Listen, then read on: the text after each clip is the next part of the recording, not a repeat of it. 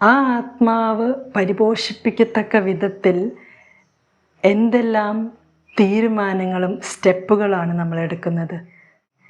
പെന്തക്കോസ്താ ദിനത്തിൽ പരിശുദ്ധ അമ്മ അവിടെ കൂടിയിരിക്കുന്നവരെ ആത്മാവിൽ ഒരുക്കുകയായിരുന്നു, പരിശുദ്ധാത്മാവിനെ, പരിശുദ്ധ റൂഹായെ സ്വീകരിക്കാനായിട്ട്.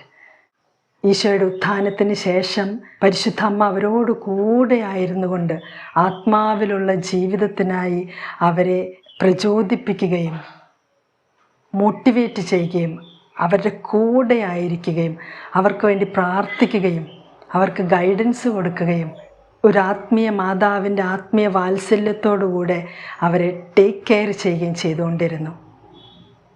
അങ്ങനെ ആത്മീയമായി ഒരുങ്ങിക്കഴിഞ്ഞപ്പോഴാണ് പെന്തക്കോസ്താ ദിനത്തിൽ പരിശുദ്ധാത്മാവിൻ്റെ വലിയൊരു ആഗമനം അവർക്ക് അനുഭവിക്കാനായിട്ട് സാധിച്ചത്.